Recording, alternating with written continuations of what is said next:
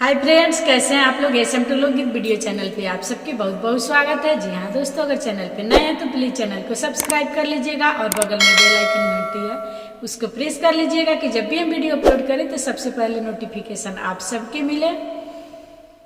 चौका चंदन चौड़ी बैठी बड़ सुंदर भजिले मैया जी के नाम। चौका चंदन चढ़ी बैठी बड़ सुंदर भजिले मैया जी के नाम।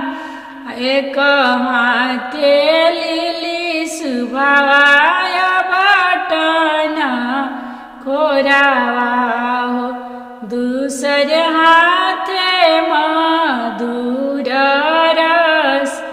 एक हाथे लिली सुभाय बटन खोरावा हो, दूसरे हाथे मधुर रस।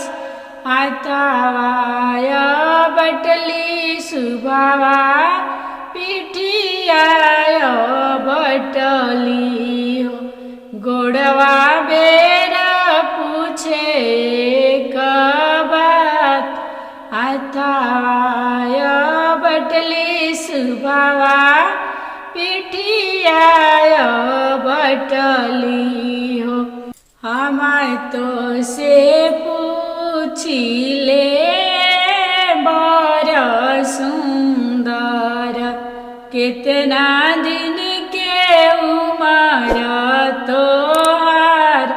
हम तो से पूछिले बड़ सुंदर कितना दिन के उमर। जाई दिन सुबावा हो,